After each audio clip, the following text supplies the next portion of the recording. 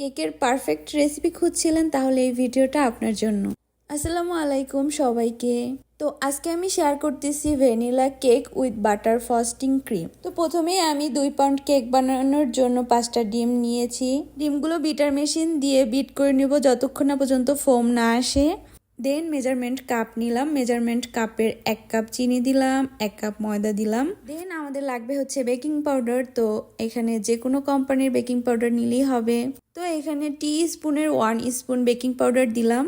তো এরপরে আমাদের লাগবে হচ্ছে vanilla essence or vanilla extract or vanilla powder. আপনার হাতের কাছে যেটাই থাকুক না কেন সেখান থেকে আপনি টি স্পুনের 1 স্পুন নিয়ে নেবেন। তো আমি আজকে ইউজ করতেছি ভ্যানিলা এক্সট্রাক্ট। তো এক্সট্রাক্ট থেকে 1 স্পুন দিয়ে দিলাম। তো মনে রাখবেন প্রথমে ডিম ফেটিয়ে নেবেন, মানে ডিম বিট করে নেবেন, তারপরে এই সবগুলো উপাদান দিয়ে একসাথে বিট করে নিতে হবে। সবগুলো উপাদান ভালো মতো বিট করে নেবেন, জানি একটা দানাও না থাকে ভিতরে। আর এই উপাদানগুলো দিয়ে যখন বিট করবেন তখন জানি বিটার মেশিন মিডিয়াম পাওয়ারই থাকে।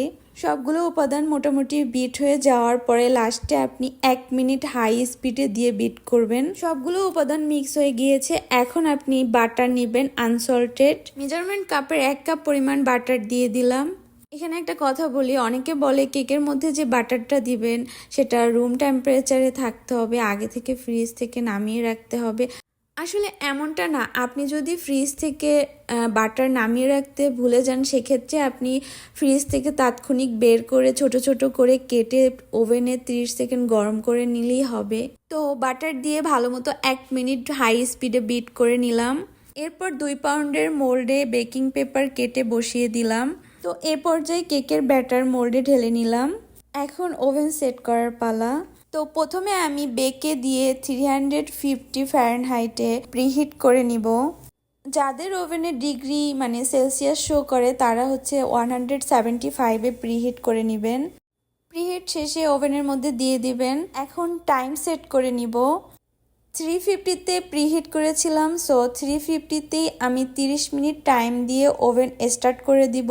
যাদের ওভেনে সেলসিয়াস শো করে তাদের ওভেনেও প্রিহিট শেষে 175-এ 30 মিনিট দিয়ে দিবেন।